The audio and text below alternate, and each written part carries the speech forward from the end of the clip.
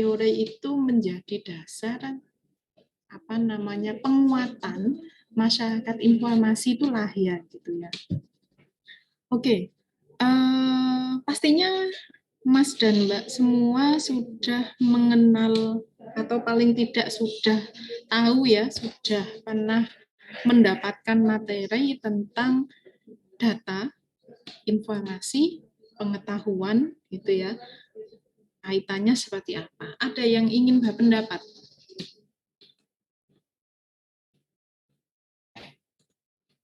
Ada yang ingin berpendapat? Data? Tadi soal apa, Bu? Data. Putus, Bu.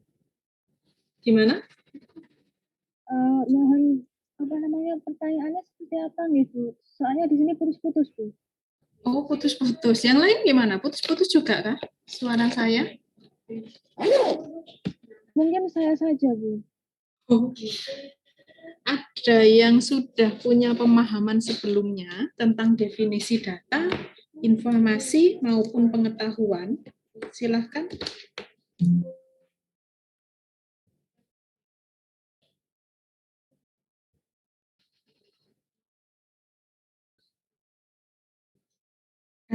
Data itu apa? Ada yang tahu sebelumnya? Izin berpendapat, Bu. Silahkan Mbak Eski. Kalau menurut saya sendiri, data informasi itu sebuah data yang dimiliki, yang mana itu udah terorganisir gitu loh, Bu. Yang udah terorganisir, iya, seperti itu, Bu. Menurut saya. Mungkin dari teman-teman ada pendapat lain, silakan. Data itu apa? Data yang sudah terorganisir. Iya, Bu. Data itu data yang udah terorganisir, Bu. Jadi kayak data udah runtut gitu loh, Bu. Ya, data yang terorganisir itu yang gimana? Saya tanyanya kan data. Kemudian data adalah data organisir gitu ya. Nah, data itu apa? Data. Tanya data ini loh, data itu apa? Data. Ada yang tahu nggak? Data itu apa?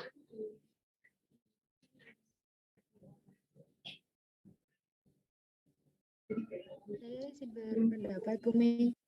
Silakan Mbak Afnan. Iya, terima kasih untuk kesempatannya, Bu. Mungkin kalau tadi dijelaskan sama Rizky, mungkin saya agak berbeda ya, Bu, dari pendapat Kiki mengenai data yang sudah diorganisir. Kalau menurut saya, data itu adalah sekumpulan keterangan atau informasi begitu, Bu, yang justru itu menjadi keterangan mentah yang nantinya itu akan diolah lebih lanjut menggunakan beberapa treatment tertentu. Nah, biasanya data ini tuh bisa berupa simbol, angka, terus citra atau apa seperti itu, Bu. Oke. Boleh? Ada yang mau berpendapat lagi? Silahkan. Data itu apa ya? Secara sederhana, secara pemahaman Anda, bahasa yang mungkin mudah untuk dipahami, data itu apa ya? Data, gitu ya. Anda mungkin kalau misalnya saya menyebut data, Mbak Iski, Mbak Afnan, apa yang terbayang? Yang terbayang apa?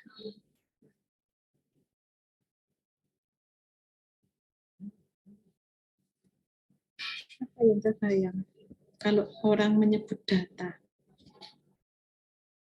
Kalau saya sendiri itu malah langsung ke kayak numerik gitu, Bu. Kumpulan angka-angka kayak gitu. Kumpulan angka-angka ya. Makanya ini ya.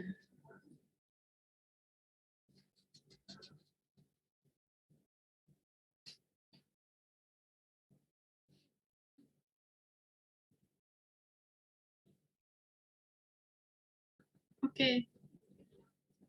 Ya, Mbak Putri. Oke. Data. Data yang terbayang adalah angka gitu ya.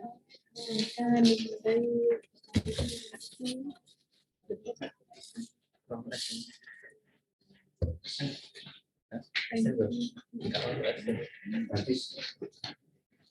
Saya harus jadi peluang Mas Yan, dibeli Mas Yan teh pucuk ini rasanya. Makasih ya Mas Yan.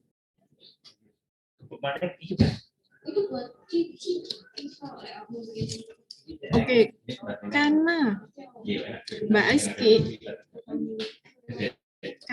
Aiski apa namanya yang terbayang itu adalah angka gitu ya, kumpulan angka numerik gitu, maka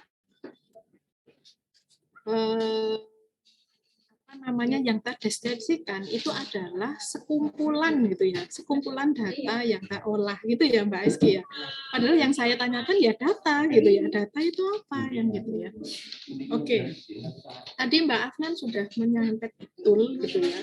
Namun perlu digarisbawahi bahwa data itu fakta, ya, realita. Dan definisinya itu tidak apa namanya rinci gitu ya, atau sudah jelas ya, misalnya dosen adalah gitu kan, apa namanya jelas ya, mahasiswa adalah, tapi kalau data itu memiliki meaning yang sangat luas. Namun yang menjadi kata kunci bahwa yang namanya data itu fakta. Makanya orang kalau berbicara by data itu ada by fakta gitu ya. Jadi harus ada faktanya gitu. Terus fakta itu apa? Kebenarannya realita yang terjadi gitu kan. Kalau data itu orang nggak ngomong nggak pakai data, nggak ada data yang digunakan sebagai basis atau sebagai dasar menyampaikan pendapat, maka dia disebut common sense gitu ya, atau omong kosong gitu ya. Nah, data itu realita dan bentuknya itu beragam sekali. Oke, bentuknya itu macam-macam sekali. Seperti yang disampaikan Mbak Afnan tadi, bisa angka, bisa huruf, bisa kalimat gitu ya, bisa narasi, bisa gambar, bisa simbol dan macam-macam data. Nah, selanjutnya ketika data itu terolah, terorganisir ini ya, terorganisir, maka dia disebut sebagai apa? Seperti apa? Informasi. Iya nggak? Ingat nggak? Nah, jadi kalau informasi itu adalah kumpulan dari data yang sudah terolah, gitu kan ya, yang sudah terorganisir, sehingga membentuk suatu informasi. Dan sifatnya, informasi ini sifatnya to inform, memiliki sifat to inform, gitu ya. Ini data ini dalam bentuk paulannya adalah datum, yang berarti things ya, benda ya, atau sesuatu gitu ya, dan have been given, terjadi gitu ya, real gitu ya, ada, realita, fakta. Nah, ini penekanannya kata Bookland begitu.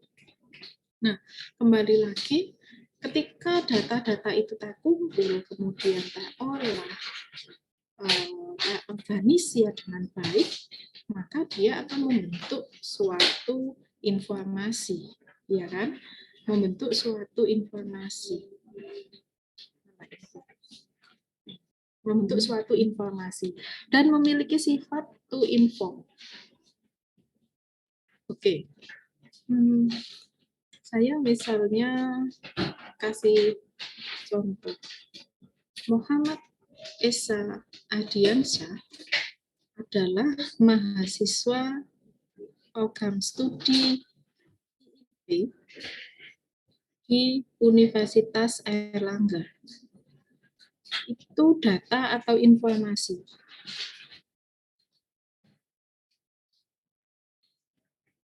Informasi, Bu. Informasi. Ketika kita memahami bahwa informasi itu adalah sekumpulan data yang sudah terolah atau terorganisir, gitu ya, maka informasi yang saya sampaikan tadi bahwa Muhammad Esa Ardiansyah adalah mahasiswa prodi IIP di Universitas Airlangga. Kumpulan data apa yang membantu atau membangun informasi yang saya sampaikan tadi? Itu Bu, nama sama Oke. itu asal univ. Nama, prodi, dan juga universitas, serta status mahasiswa. Muhammad Esa bukan dosen, ya kan? Bukan tendik. Kalau di Sivitas Akademika itu kan ada tendik, ada dosen, ada mahasiswa gitu kan ya. Nah, tapi saya di situ menginformasikan pada Anda bahwa ada data nama, ada data status, ada data status kemahasiswaan ya, ada data prodi, dan ada data universitas. Yang kemudian terorganisir membentuk satu informasi, Muhammad Esa adalah mahasiswa prodi IIP di Universitas Erlangga. Sampai di sini bisa dipahami beda data dan informasi? Bisa dipahami? Bisa, Oke. Oke. Sekarang kalau saya punya gini, Ahmad Sugihartati, dosen ilmu informasi perpustakaan. Meinia Prasasti, dosen ilmu informasi perpustakaan. Wanda Tai, mahasiswa ilmu perpustakaan. Afif dan Windu, mahasiswa ilmu perpustakaan. Itu data 4 nama yang saya sebutkan. Itu data atau informasi.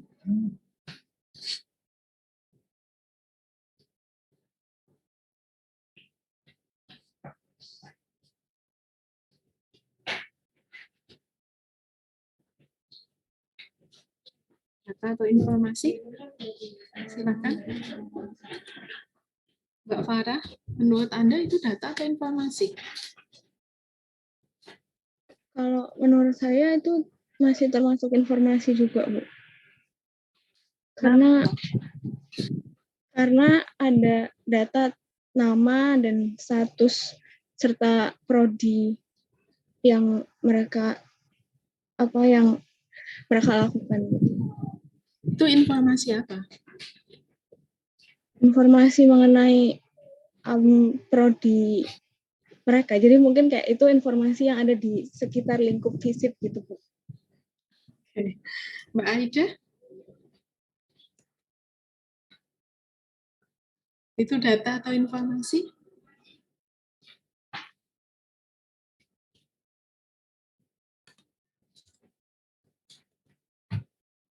Ini ya.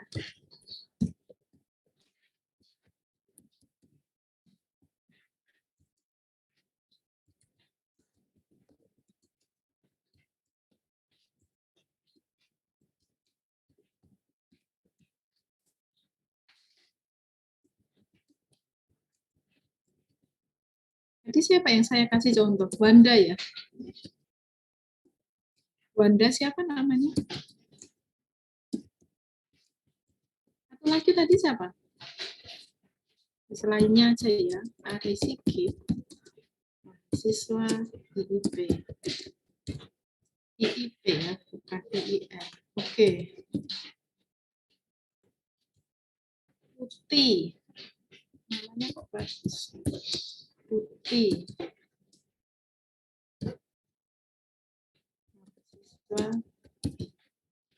Oke. Ini yang saya ketik ini data atau informasi? Menurut Mbak siapa tadi? Adalah informasi ya. Mbak siapa tadi ya? Kok lupa saya namanya? Farah, Ibu. Oh iya, Farah. Yang lain silahkan berpendapat. Silahkan.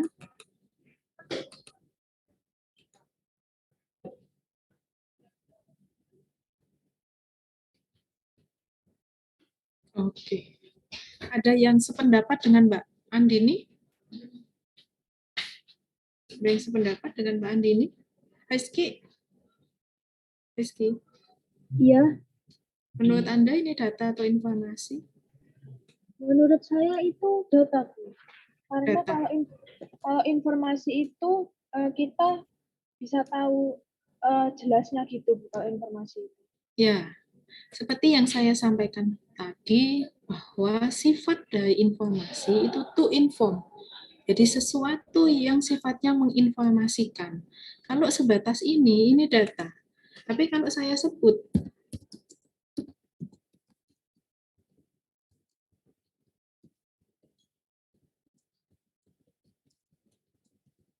nah, kalau saya sebut ini adalah informasi atau data?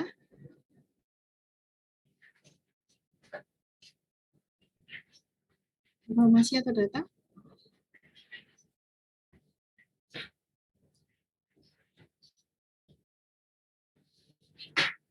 Kalau saya menyebutnya ini, berarti ini adalah Itu informasi, Bu. Informasi. Ya. Jadi kalau data ini sudah terorganisir, gitu kan ya, terintegrasi, ini disebut apa? Disebut informasi, gitu kan ya. Data ini terorganisir dalam konteks, dalam skema gitu ya, tim penelitian Universitas Erlangga. Maka ini sifatnya menginformasikan bahwa tim penelitian Universitas Erlangga terdiri dari 1, 2, 3, 4, 5. Bisa dipahami? Ya, bedanya data dan informasi.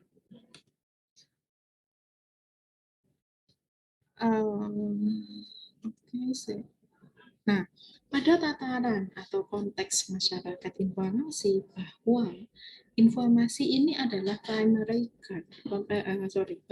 good ya, yang setiap orang butuhkan untuk bisa menjalankan fungsinya secara efektif. Jadi, informasi ini menjadi sebuah komoditas utama, menjadi sesuatu hal yang sangat penting gitu ya, yang dapat menunjang segala fungsi dalam menjalankan kehidupan secara efektif. Ketika masyarakat informasi ini atau sekelompok masyarakat ini dalam hal pekerjaan, dia menjadikan informasi itu sebagai primary good, maka dia adalah bagian dari masyarakat informasi. Paham maksudnya? Jadi ketika ada sekelompok masyarakat itu yang menjadikan informasi ini sebagai barang utama atau sebagai komoditas utama gitu ya, yang mana informasi ini dapat mendukung segala fungsi gitu ya, menjalankan fungsi kehidupannya secara efektif, secara efisien dan lebih baik, maka kelompok masyarakat itu disebut sebagai masyarakat informasi. Jadi kalau Anda ditanya masyarakat informasi itu masyarakat yang seperti apa? Jawabannya adalah masyarakat yang ada yang mau berpendapat? Silakan.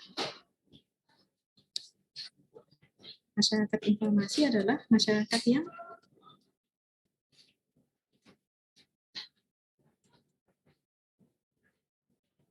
adalah, loh kok nggak bisa? Paham nggak yang saya maksud tadi? Ya? Ya, yang silakan. menjadikan informasi sebagai komoditas utama. Yang menjadikan informasi sebagai komoditas utama. Adalah sehingga masyarakat. setiap iya, Bu. Iya, silakan dilanjutkan. Ya, menjadikan informasi sebagai komoditas utama, di mana setiap kegiatan yang masyarakat lakukan itu didasarkan pada informasi, begitu. Ya, artinya bahwa segala sendi kehidupan, gitu ya, masyarakat yang membangun strukturnya, masyarakat yang bentuk kulturnya, budayanya, gitu ya, semua itu berbasis pada informasi. Itulah disebut sebagai masyarakat informasi. Kenapa disebut sebagai masyarakat informasi? Ya, sebab informasi itu tidak bisa lepas dari segala sendi kehidupan masyarakat tersebut. Gitu. Seperti kita, gitu. Kita ini termasuk atau bisa disebut sebagai masyarakat informasi apa enggak?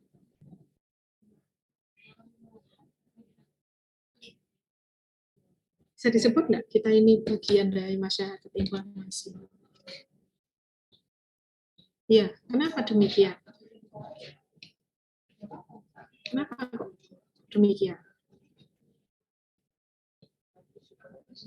Kenapa kok kita ini disebut sebagai masyarakat informasi? Ya apa enggak? Kok nggak ada yang berpendapat sih? Iya, Bu. Ya, kenapa Ki? Karena menurut saya, apalagi di zaman modern kayak gini itu informasi itu sangat dibutuhkan bagi masyarakat. Kayak setiap hari kita lihat berita itu pasti ada informasi. Terus kita kuliah juga kita butuh informasi juga untuk mendalami berbagai materi yang diberikan dosen. Jadi informasi itu kayak sebuah kebutuhan yang sangat penting untuk masyarakat, terutama pada era modern kayak seperti ini, Bu. Ya, informasi itu menjadi syarat mutlak kita hidup ya. Hampir seperti makanan ya fungsinya ya. Coba saya tanya. Dan media yang mengelola informasi kan gadget kita ya. Coba Anda bisa bayangkan Anda hidup sehari tanpa gadget? Bisa? Lebih baik kehilangan pacar Bu daripada kehilangan gadget gitu ya. Nah, ini sudah punya pelajaran yang cukup mendalam ya, yang membuktikan bahwa informasi ini sudah tidak bisa lepas dari kehidupan kita. Oke, saya lanjutkan. Nah, pada tataran masyarakat informasi ini juga menjadi ini ya, informasi itu tidak sebatas gitu ya, atau tidak sesimpel sebagai sebuah komoditi atau sesuatu yang kita jual belikan gitu kan. Kalau di era masyarakat industri, jelas yang kita jual belikan itu adalah barang gitu kan ya, jasa gitu ya. Tapi ketika disebut masyarakat informasi yang yang di dalamnya dalam aktivitas masyarakat informasi ini menjadi sebuah komoditas, ternyata tidak sesimpel itu. Tetapi informasi ini menjadi sebuah utilities, social utility ya, sebuah kegunaan sosial ya, sesuatu yang memang menjadi barang atau menjadi alat gitu ya, media untuk meningkatkan aktivitas atau interaksi sosial dalam konteks demokrasi, kemudian dalam konteks politik ya, kebebasan berpendapat dan lain-lain gitu ya. Semua itu kan butuh yang namanya informasi. Anda kalau coba untuk melihat ya pemetaan ya, atau melihat fenomena masyarakat informasi ini luar biasa ya. Informasi yang diproduksi di YouTube saja, apakah sekarang sudah bisa dihitung? Gitu? Bisa dihitung nggak? Hampir tidak bisa gitu ya. Seperti bintang di langit gitu ya, nggak bisa dihitung ya. Informasinya itu sangat berkembang cepat dan variannya itu juga sangat banyak. Nah, konteksnya informasi itu tidak sekedar komoditas yang diperjualbelikan, lebih dari itu bahwa informasi ini sudah menjadi sesuatu yang dapat menjadikan masyarakat kita ini memiliki pengetahuan gitu ya, memiliki sebagai bahan untuk kunci bagian dari justice dan demokrasi gitu kan ya, dan juga itu menjadi distribusi hubungan konektivitas dengan gitu kan, menghubungkan satu orang dengan orang yang lain dan juga menjadi kebebasan dalam politik gitu ya. Jadi informasi ini supportnya menjadi luar biasa. Makanya ketika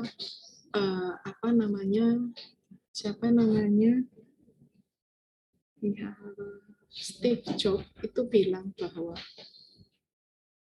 Bill Gates boleh mengembangkan hardware gitu ya, secanggih apapun, tapi hardware itu tidak akan berguna ketika informasi itu tidak ada. Nah, siapa yang mengelola informasi gitu ya, siapa yang menguasai informasi, mereka memiliki sumber daya, mereka memiliki kekuatan, dan termasuk kita, prodi kita yang memproduksi gitu ya, lulusan-lulusan yang mampu mengelola informasi itu sebenarnya adalah senjata utama gitu ya, atau disebut sebagai pekerjaan yang sangat memiliki peran penting ya di dalam segala sendi kehidupan masyarakat saat ini. Karena memang perannya informasi itu sangat penting dan sangat kompleks. Oke, lantas tadi perbedaan informasi dan data sudah cukup jelas. Bagaimana dengan pengetahuan? Apa pengetahuan itu? Knowledge. Ada yang tahu?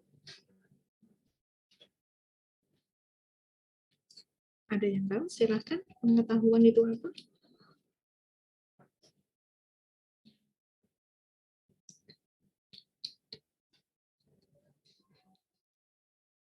Silakan. Jika ingin berpendapat. Yang lain kan banyak ini kelasnya ya. 28 ya.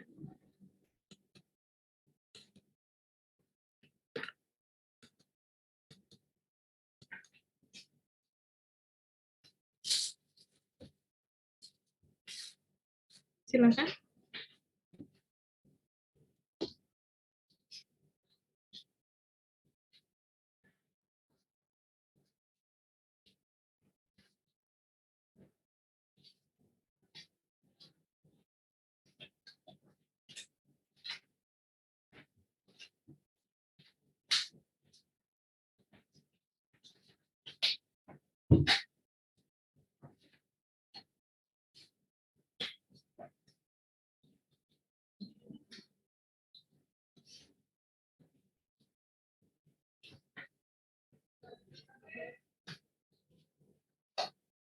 Oke, silakan. Mana ini yang berpendapat tentang pengetahuan? Apa definisi pengetahuan itu?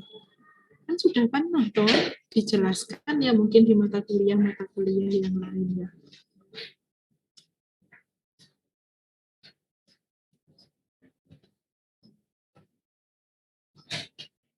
Apa pengetahuan? Kaitannya dengan data, informasi tadi apa? Kalau Anda lihat spektrum pengetahuan, tahu ya spektrum pengetahuan kan ini ya, dari data, kemudian menjadi informasi, kemudian menjadi pengetahuan dan wisdom, kan gitu ya. Nah, lantas apa definisi pengetahuan itu?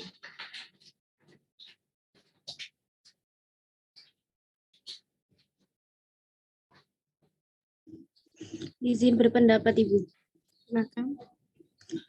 Kalau menurut saya pengetahuan itu fakta atau kebenaran dan juga informasi yang diperoleh melalui pengalaman ataupun proses pembelajaran. Oke. Ada yang lain? Silakan.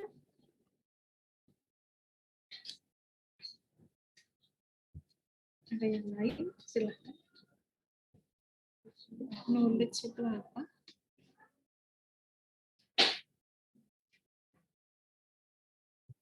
Izin berpendapat, Bu. Silakan, Mas Rizky. Iya, Bu. Jadi menurut saya pengetahuan merupakan segala sesuatu yang dapat dilihat, dikenal, dipahami terhadap suatu objek tertentu atau informasi tertentu yang ditangkap melalui panca indera, yakni panca indera dan juga pemikiran. Ya, oke, terima kasih Mas Agi. Jadi betul bahwa definisi knowledge itu lebih kompleks ya. Kalau tadi informasi sekedar data yang tak olah gitu ya, data yang tak organisir, tak kumpul, dan sifatnya tuh inform, memberi informasi. Seperti kalau saya bilang misalnya, saya adalah ibu dari 3 balita. Nah itu kan informasi ya, to inform kan, sifatnya menginformasikan ke Anda. Tapi kalau knowledge tidak sesederhana itu. Ada banyak aspek yang terlibat. Di antaranya adalah pemahaman ya. Pemahaman itu berarti melibatkan sisi kognitif. Ada satu proses transfer gitu ya dari satu objek gitu ya pada kognisi kita sehingga itu butuh untuk dipahami. Mungkin informasinya sama, tapi kalau daya tangkap atau daya pemahamannya berbeda, maka akan menjadi knowledge yang berbeda. Betul enggak? Ya, betul kan ya? Nah, kemudian juga knowledge ini sifatnya implementatif ya. Jadi ada basis pengalaman tadi yang disampaikan Mbak siapa ya, saya kok lupa tadi yang jawab ya. Ada basis pengalaman, kemudian ada ya. Juga betul tadi Mas Saifki, ada panca indera yang menangkap gitu ya. Jadi seperti gini, seperti mungkin gini, anak saya yang masih balita itu pernah mainan dispenser. Dispenser itu kan ada yang panas, ada yang dingin ya. Begitu dia tekan yang panas, kemudian tangannya kena panas, dia nangis dan kesakitan kan ya. Besoknya dia tidak mau atau tidak ingin mengulang, tidak berani untuk pegang dispenser yang tombol merah tadi, yang panas tadi. Kira-kira kenapa?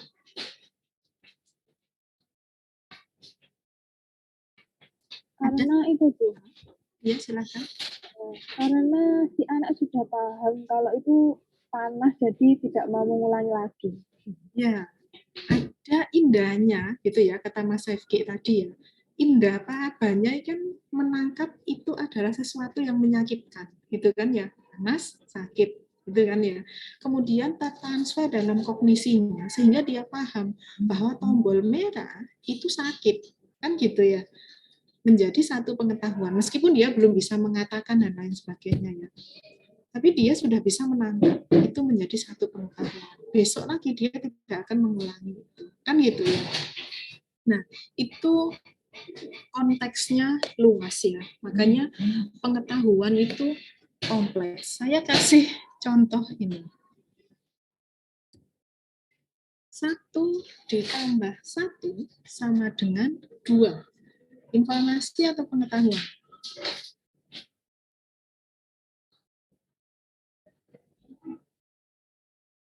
Informasi.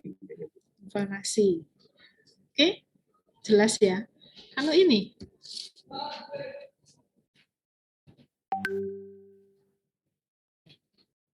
lu kok ketawa semua? Kalau ini, informasi atau pengetahuan? Pengetahuan, Bu. Pengetahuan. Kenapa kok disebut pengetahuan? Mengapa Anda berpikir demikian? Itu Bu, mungkin ingin menjawab. Karena kita berpikir Bu, itu hasilnya kayak gitu gimana gitu. Kenapa Mbak Rizky? Karena Anda berpikir apa? Kan itu kan 2 kurangi 12, kan hasilnya harusnya minus, tapi kok hasilnya malah foto. Nah itu mungkin kita berpikir ulang seperti itu Bu, kenapa kok bisa seperti itu. Ada yang bisa menjelaskan slide ini?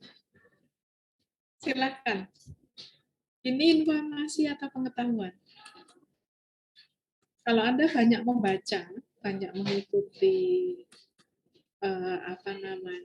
informasi gitu ya, maka Anda tahu ini informasi atau pengetahuan. Oke, silakan. Dava, ini informasi atau pengetahuan? Kalau saya pengetahuan, Ibu. Kenapa pengetahuan? Ya, Apa seperti penjelasannya? Penjelasannya apa ini? 2 min 12 sama dengan Habib Baizik. mungkin ada maksud tertentu, Bu, tapi kalau saya sendiri belum bisa menafsirkan maksud dari ada gambar di sini. Dan seharusnya ini adalah angka.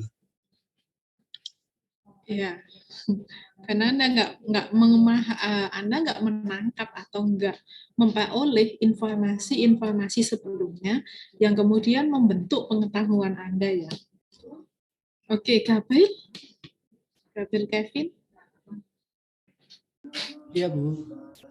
Ya, menurut Anda ini informasi atau pengetahuan? Menurut saya pengetahuan, Bu.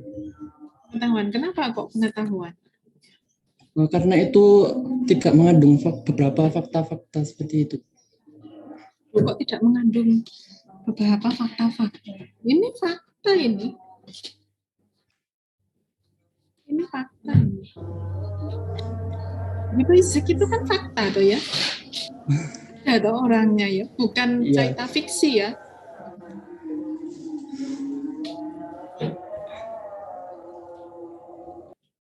Gimana? Ini fakta atau pengetahuan? Hampir semua jawab pengetahuan gitu ya. Tapi nggak tahu penjelasannya apa. Erik? Iya, kalau menurut saya ini pengetahuan ya, karena memang dari segi informasi bagi sebagian orang itu nggak nyambung, tapi memang memerlukan tafsir. Dan kebetulan saya juga mengetahui aksinya, ada pengalaman, ada informasi terkait dengan, meskipun tidak menghadiri tapi tahu ada kejadian yang melibatkan suatu apa ini ya, suatu aktivitas sosial lah seperti itu. Jadi ketika disangkutkan seperti ini, jadi langsung bisa menafsirkan, kurang lebih seperti itu. Kejadian apa, Mas Erik? Bisa diulangi, Bumi? Kejadian apa? Ada demo aksi 212 ya, penistaan agama. Oke, betul. Jadi ketika slide ini dilihat gitu kan ya, 212 gitu ya, yang terbayang itu adalah atau sama dengan hasilnya itu adalah fotonya Habib Baizik, gitu kan ya. Ada informasi sebelumnya gitu ya akan gerakan 212 ini gitu kan. Kemudian transfer dalam misi kita menjadi satu pemahaman. Oh, 212 itu kan gerakan sosial gitu ya, gerakan yang pernah terjadi di tahun 2018 ya, apa 2016 ya, saya kok lupa ya, udah hampir lama ya, 2018 ya kalau nggak salah. Nah, dan itu dimotori oleh Habib Baizik. Ada informasi yang terikol gitu ya dalam kognisi kita. Kalau Anda baca dulu, ya kan? Kalau dulu Anda baca tentang 212, Anda akan tahu, oh iya ya, itu kan kejadian 212 beberapa tahun yang lalu. Nah, Anda merecall, dan itu adalah pengetahuan yang Anda miliki, gitu kan? Suatu pemahaman terhadap satu objek yang kemudian tertransfer dalam kognisi kita. Itu disebut sebagai sebuah pengetahuan. Sampai di sini bisa dipahami? Bisa dipahami? Oke.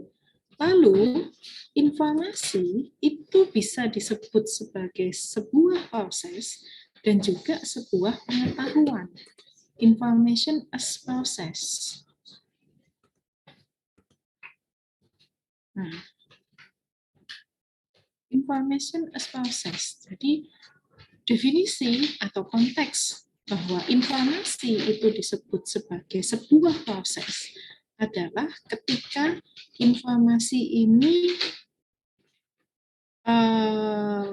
oleh seseorang bersifat is informed, ya, jadi diinformasikan gitu ya. Seperti saya tadi menyampaikan bahwa Rizky Aditya Kusuma Wadani adalah mahasiswa IIP, mahasiswa aktif di Prodi IIP Universitas Airlangga. Nah, yang saya sampaikan, informasi yang saya sampaikan, itu disebut sebagai information as process. Kenapa? Karena memiliki atau dalam proses memberikan informasi pada orang lain, sehingga mengubah pengetahuan orang lain. Gitu ya. Oke. Rizky aslinya mana? Saya asli Kota Madiun, Bu. Oke, Madiun. Rizky Aditya adalah mahasiswa aktif IIP di Universitas Airlangga yang berasal dari Madiun. Nah, informasi yang saya sampaikan itu disebut sebagai information as process. Sampai di sini paham maksudnya? Ya, ada proses gitu ya, proses transfer ya, transfer informasi gitu ya. Dan sesuatu itu menjadi atau mengubah pengetahuan kita sebelumnya gitu ya. Jadi what they know is change gitu ya. Apa yang mereka ketahui itu kemudian diubah gitu ya. Sesuatu itu berubah.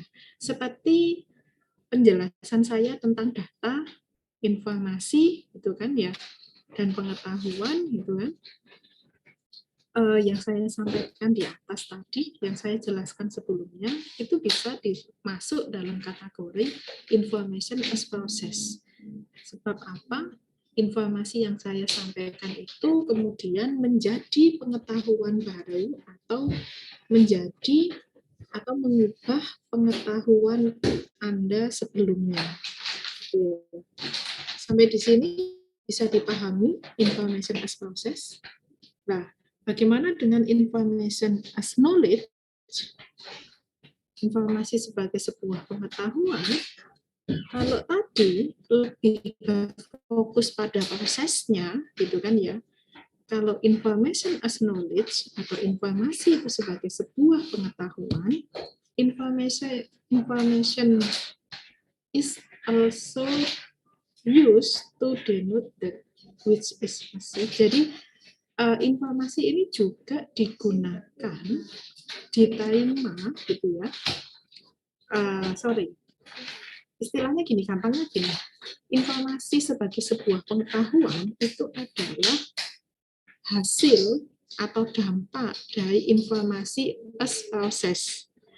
Jadi kalau tadi informasi itu sebagai sebuah proses dan fokus pada prosesnya, kalau informasi as knowledge itu adalah sesuatu, informasi itu menjadi sesuatu hasil atau dampak dari informasi as process. Paham maksudnya enggak? Paham enggak? Kalau information as knowledge itu ya yang saya sampaikan. Jadi tadi loh, saya menyampaikan Rizky adalah mahasiswa IIP Universitas Airlangga yang berasal dari Madiun. Saya menyampaikan itu information as process. Ya. Kemudian Anda pahami, Anda tahu bahwa Rizky itu berasal dari Madiun. Itu adalah information as knowledge. Ya, hasilnya gitu, dampaknya gitu, yang diterima. Jadi informasi yang digunakan untuk diterima gitu ya, yang dikomunikasikan gitu pada fakta-fakta, nah itu disebut sebagai information as knowledge. Itu. Jadi informasi ini bisa sebagai sebuah proses, juga bisa sebagai sebuah pengetahuan.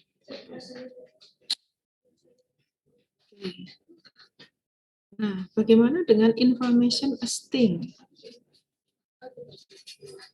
Information as thing itu sebenarnya sebuah terminologi ya, bahwa informasi itu juga digunakan gitu ya, yang melekat pada atribut objek. Jadi kalau ada objek yang dimana dia mengandung informasi, maka itu disebut information as thing. Misalnya ini, Anda tahu batu yang ada jejak kakinya mulawanan? Tahu? Pelajaran SMP atau SMA? SD. Ingat nggak itu ya? Ingat ya? Itu namanya apa? Namanya apa? Loh, kok nggak ada yang jawab sih? Namanya apa?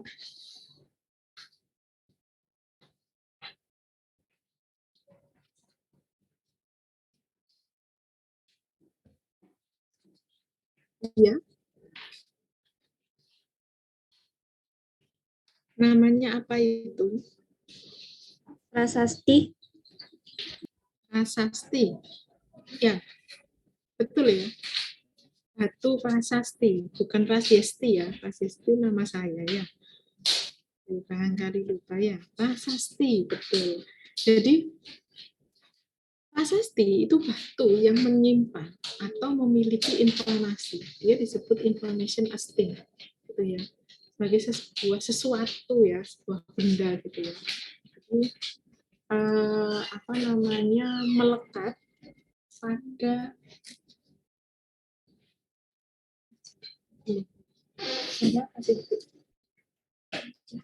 Imas.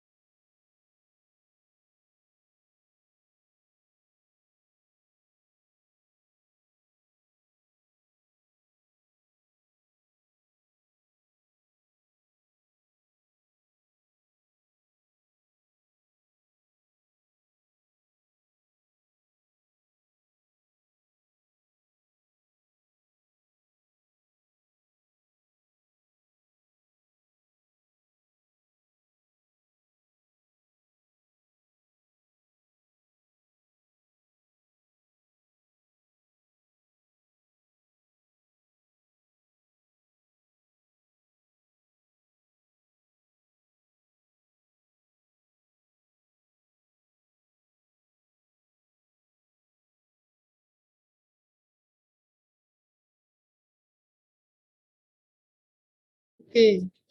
Ya, itu tadi ya, information asting ya. Jadi informasi itu menjadi terminologi bahwa informasi itu digunakan yang melekat pada atribut ya, sebuah objek. Nah, kalau information asting,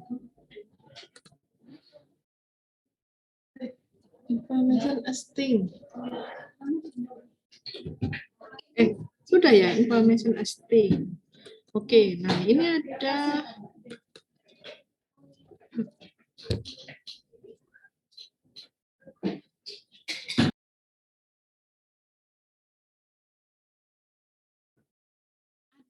pergeseran paradigma dalam informasi ya, menurut Feynman dan Hoffman. Pada paradigma lama, information as protected resource, gitu ya. Jadi informasi ini adalah sebuah sumber yang terproteksi atau tertutup, gitu ya. Sekarang dalam paradigma yang baru, bagaimana?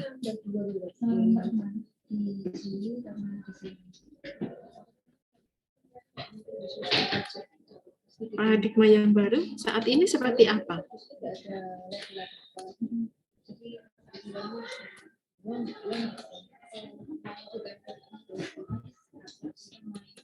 Informasi ini adalah sebagai open resource, iya kan ya? Ya enggak. Ini saja nih sudah ngantuk apa gimana ya? Oh, banyak yang enggak semangat gini. Saya lihat wajah-wajahnya kok banyak yang enggak semangat gini ya. Nomor sing dibuang no, ada yang cuman batuk itu gitu ya. Yang kelihatan. Kalau saya tanya nggak ada yang jawab, mau diakhiri kuliahnya nggak apa-apa. Saya akhiri aja kuliahnya. Gimana? Jangan, Bu. Ya, yuk kita interaksi lah. Ini kan kelas online ya, memang agak sulit ya kelas online. Tapi setidaknya kita coba untuk interaktif gitu ya. Nah, dalam konteks paradigma informasi itu terjadi pergeseran gitu ya. Nanti ini bisa bisa dipahami ya, dicari ya. Kalau dulu ya, ini contohnya saja dalam paradigma lama ada 6 poin dalam paradigma lama. Informasi ini adalah sesuatu atau sumber yang diproteksi, yang ditutup, gitu kan ya. Kalau sekarang atau saat ini informasi itu open, makanya kan Anda kenal sebagai open access ya. Informasi ini terbuka untuk semuanya. Itu di paradigma yang baru seperti itu. Dan kelimanya nanti coba Anda lihat gitu ya, perbedaan pergeseran paradigma informasi dari paradigma lama ke paradigma yang baru. Oke. Dan banyak sebenarnya ini komponen-komponen ya, atau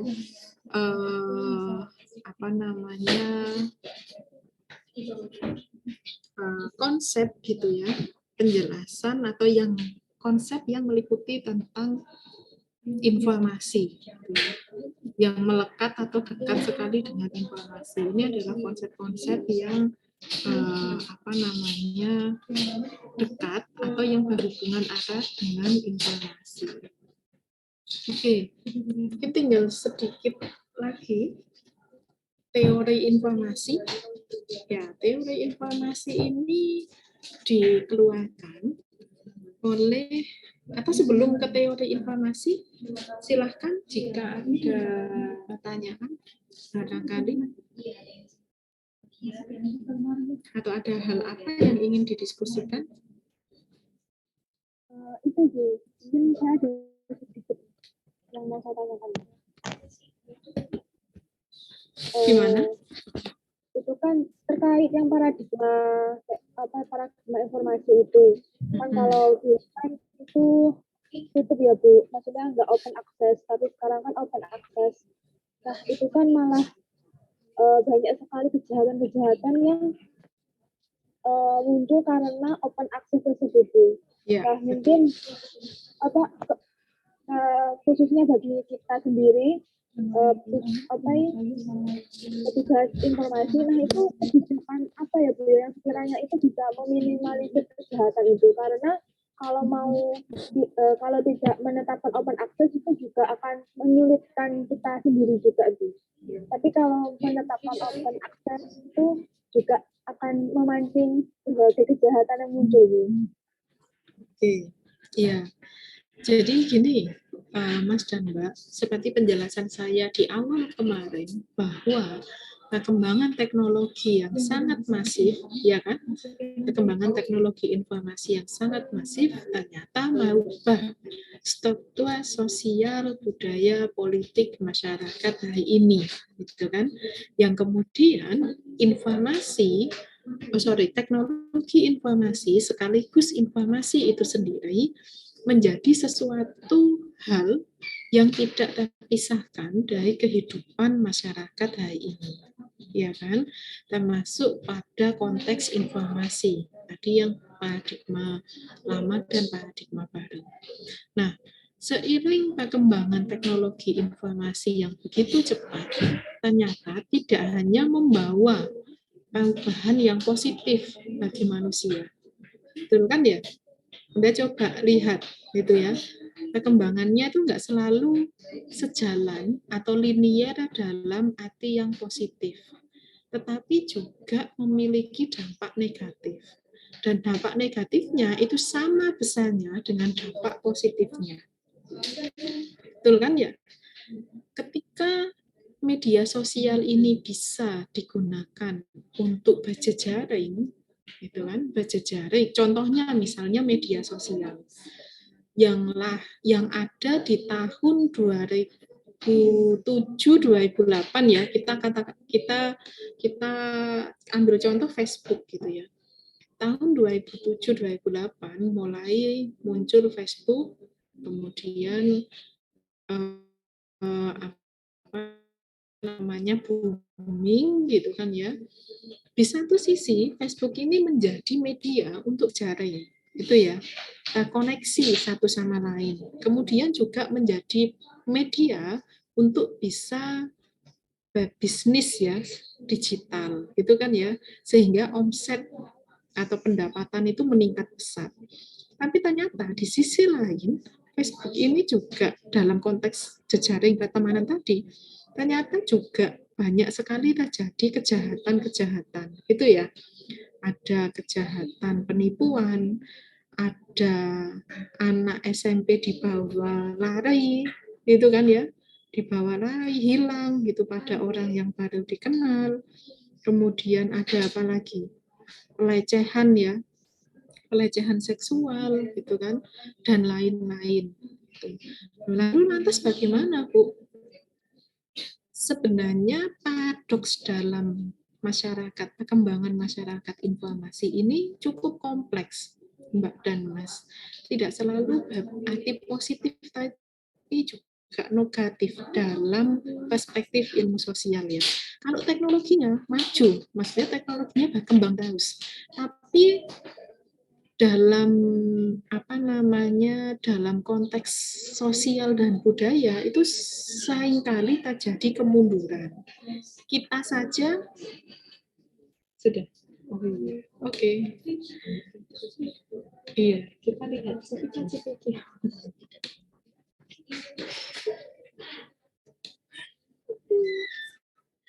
Oke. Dalam konteks sosial itu ternyata tidak selalu itu tadi ya, berkembang positif tadi ya. Kita saja misalnya dalam interaksi sosial, ya kan, HP semakin canggih, maka semakin kita tidak mengenal lingkungan kita. Betul nggak? Ya, begitu ya. HP-nya semakin canggih, gadgetnya semakin canggih, nggak tahu S berapa ini saat ini, S20, S25. Nah, tapi semakin canggih gadgetnya, Anda nggak kenal sebelah-sebelahnya, gitu ya, karena fokus pada gadget. Nah, itu disebut sebagai paradoks, Mbak Eski. Jadi di satu sisi perkembangan teknologi yang masif itu membawa perubahan keefektifan gitu ya dalam kehidupan manusia, tapi secara struktur sosial budaya itu malah terjadi kemunduran. Dan banyak lagi contoh-contoh yang lain, begitu kan ya. Lalu bagaimana, Bu, kalau itu terjadi dalam diri kita gitu ya, atau dalam lingkungan kita, dalam orang-orang terdekat kita, kira-kira bagaimana menyikapi hal itu? Menyikapi perkembangan teknologi informasi, menyikapi adanya memang kita ini bagian dari masyarakat informasi. Lantas kita harus bagaimana kalau begitu? Apa kita nggak perlu mainan HP gitu ya, nggak pegang HP? Atau kita nggak perlu mengakses informasi gitu ya? Atau bagaimana? Menurut Anda bagaimana? Mungkin bisa membatasi ini Bu, porsi penggunaan gadget Bu. Membatasi porsi penggunaan gadget, bisakah? Membatasi dalam arti ada manajemen waktunya Bu, jadi tidak setiap saat terlalu fokus ke gadget.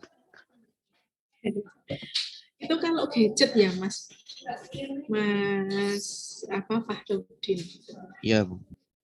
Ya, Ini yang menarik, ini penelitiannya Pak Helmi ya, disertasinya Pak Helmi ini tentang digital panopticon. Jadi pengawasan digital. Secara tidak kita sadari, kita ini menginput data kita pada cyber, pada dunia maya. Betul nggak? Ya, kita ini udah KTP kita gitu ya, foto kita, tanda apalagi kita ya, alamat kita, nomor telepon kita gitu ya, masuk Nama dalam pribadi dan lain-lain, Bu. ya, masuk dalam akses digital gitu kan ya. Anda daftar di platform-platform itu semua menggunakan data pribadi gitu kan ya.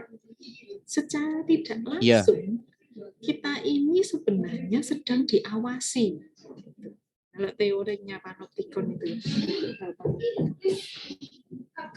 Seperti apa? Contoh, kalau Anda misalnya sedang butuh barang belanja misalnya di Shopee gitu kan, Anda cari misalnya apa, alat tulis gitu ya, alat tulis paling canggih gitu ya, nanti di media sosial Anda, di Facebook Anda, di Instagram Anda, keluar nggak iklannya? Anda cari jilbab pasmina gitu ya, nanti di Facebook Anda, di Instagram Anda, keluar nggak iklannya? Iya, Bu, keluar, Bu. Ya, kenapa kok demikian? Karena datanya sudah saling terintegrasi, Bu. Karena ya, ini nanti masuk dalam information theory. Ada algoritma yang bekerja, gitu kan ya. Jadi setiap apa yang Anda klik, maka akan terhubung dengan satu dan lainnya. Dan secara tidak langsung, kita ini sedang diawasi. Gitu. Kalau dalam perspektif ilmu sosial, aduh, kita ini nggak bisa lepas ya dari pengawasan ya dalam skema digital gitu. Tapi kalau kita nggak menginput data kita ya kita nggak bisa menggunakan, ya kan, aplikasi-aplikasi itu. Nah itu yang disebut sebagai paradoks perkembangan masyarakat informasi. Satu sisi itu bernilai positif dan satu sisi bernilai negatif. Lantas bagaimana menyikapinya? Maka kita sebenarnya perlu mengembangkan yang namanya literasi digital. Ketika kita memiliki literasi digital khususnya ya, maka kita bisa satu tadi membatasi diri. Kita tahu mana situs-situs yang aman dan tidak, gitu kan ya. Kita tahu, kita bisa memilah informasi yang benar dan tidak, gitu ya, dan seterusnya, gitu ya, sehingga kita bisa preventif atau mencegah diri kita untuk tidak atau meminimalisir diri kita terhadap dampak-dampak negatif yang mungkin terjadi akibat dari perkembangan teknologi informasi. Begitu. Jadi yang perlu diperhatikan adalah literasi digital kita. Nanti literasi digital apa? Akan kita pelajari di pertemuan-pertemuan selanjutnya ya. Kalau nggak salah itu kan ada ya tentang literasi digital. Oke, begitu ya Mbak Aiski. Bisa dipahami? Bisa, Bu. Oke, nah saya sedikit saja mungkin ini menyinggung tentang information theory dari Claude Shannon ya. Shannon itu pernah bilang gini quotes-nya. Kita tahu masa lalu, tapi kita tidak bisa mengkontrol itu. Kita bisa mengkontrol masa depan, tapi kita tidak tahu itu. Ya, kenapa kok Shannon itu bilang gitu?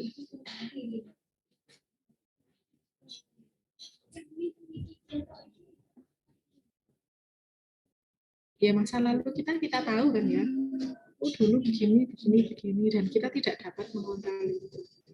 Masa depan kita tahu, kita tidak tahu masa depan kita itu bagaimana gitu ya, tapi kita bisa mengkontrol itu, mengontrol masa depan kita, gitu, kata Shannon. Kenapa kok begitu ya? Kita kenapa? Apa kaitannya dengan teori informasi gitu ya?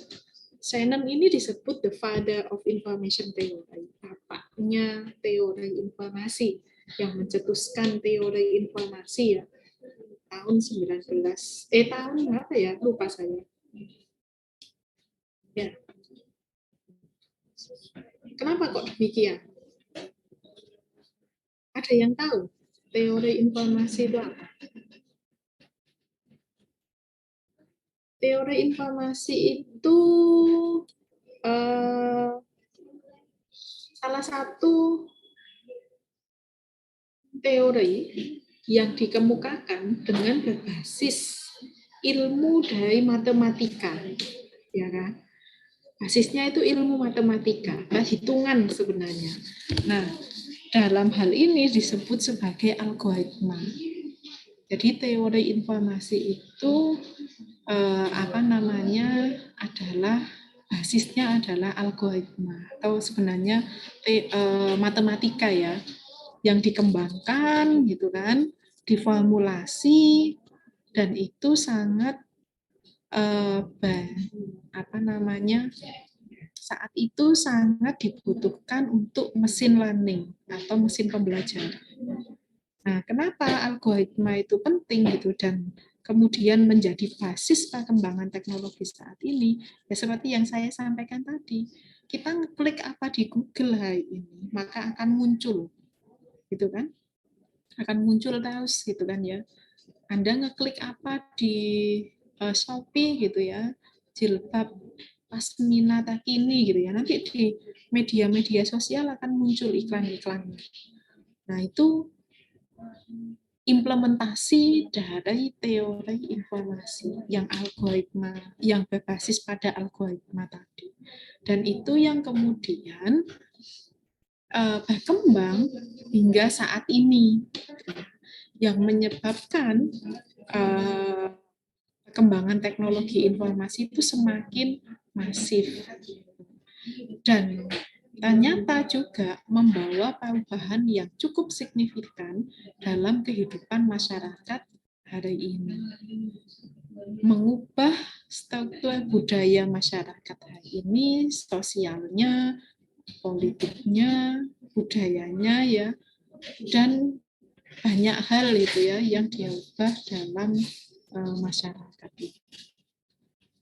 Oke, ini nanti bisa dibaca lebih detail, banyak sekali ya, karena Shannon ini kan bapaknya ya, jadi yang mengemukakan pertama kali teori informasi ya Shannon ini, yang kemudian menjadi basis dan terus berkembang saat ini ya.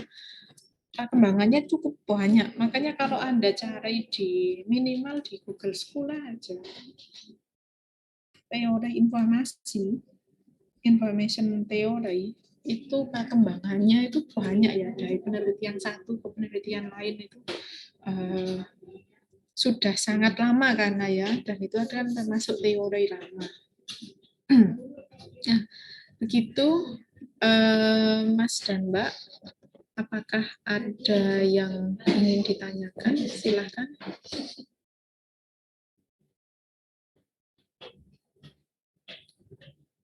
Apakah bisa dipahami dari apa yang saya jelaskan?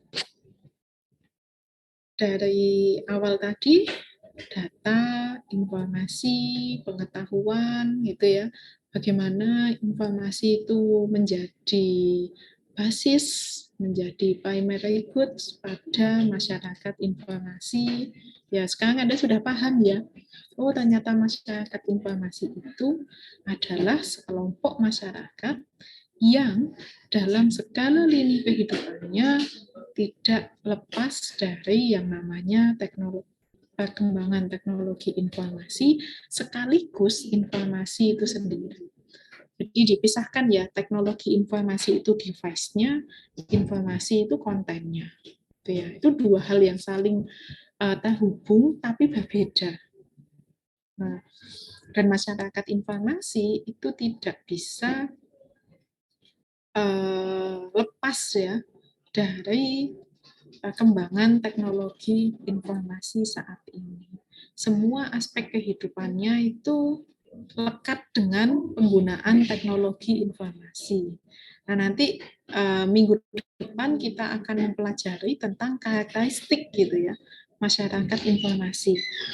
Dari 5 karakteristik, betul ya? Minggu depan belajar 5 karakteristik itu ya. Betul nggak sih?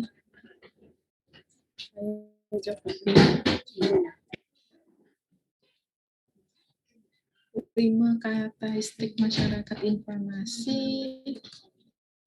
Frank Webster ya, yang ini oleh Frank Webster. Belum, masih definisi ya, sejarah pemikiran masyarakat informasi, Yoneji Masuda, Daniel Bell, dan juga Manuel Castells. Oke, perkembangan ya, perkembangan masyarakat informasi. Oke, sampai sini apakah ada yang ingin ditanyakan? Silahkan. Tidak ada? Bu Mei, saya izin bertanya. Iya, silahkan Mas Ferry. Iya.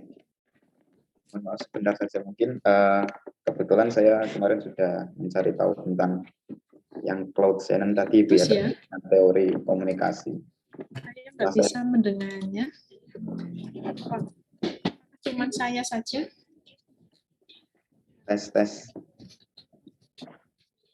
Oh ya, silahkan Mas Ferry. Iya, mohon maaf. Jadi kemarin kan saya sempat membuka dan membaca tentang teorinya yang Claude Shannon tadi Bu ya, terkait babak komunikasi tadi. Tapi pas saya baca-baca itu ternyata jatuhnya ini irisan dari matematika dan komunikasi itu sendiri. Jadi tidak murni tentang komunikasi. Ada pengaruh matematikanya yang akhirnya kan orang itu beliau jatuhnya di elektro dan lain sebagainya, berbau teknologi. Nah, kira-kira apakah teorinya beliau ini bisa digunakan untuk sesuatu yang murni mengenai manusia atau komunikasi itu sendiri, Bu ya?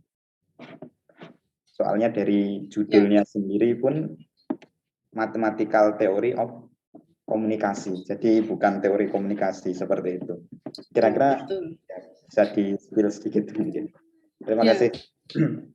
Betul, terima kasih Mas Erik. Jadi betul, seperti yang saya jelaskan di awal tadi, bahwa teori informasi itu berbasis sebenarnya adalah teori matematika ya, atau berbasis pada keilmuan matematika yang dikombinasikan oleh komunikasi dan juga komputer ya, computing ya kalau tidak salah.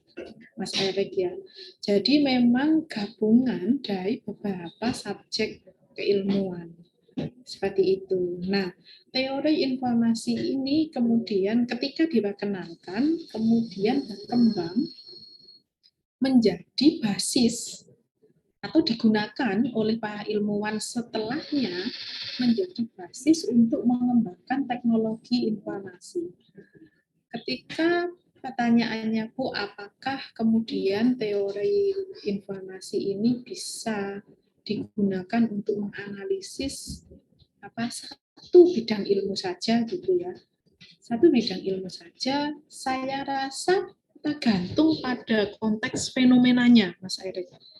Jadi fenomena apa yang hendak dikaji seperti itu. Tapi kalau basisnya pada teori ini memang berasal dari beberapa cabang keilmuan, khususnya pada matematika, komunikasi, dan juga computing ya, komputer gitu ya, yang kemudian melahirkan, kalau sekarang itu algoritma tadi loh Mas Erik, disebut sebagai algoritma. Jadi algoritma itu menjadi embrio mesin, embrio dari perkembangan teknologi saat ini. Kenapa? Dengan teknologi algoritma, orang itu bisa melacak jejaring gitu ya, melacak menghitung aktivitas orang dalam dunia digital. Gitu loh Mas Erik. Jadi betul nggak? Kalau misalnya, sebentar ya, saya angkat telepon dulu.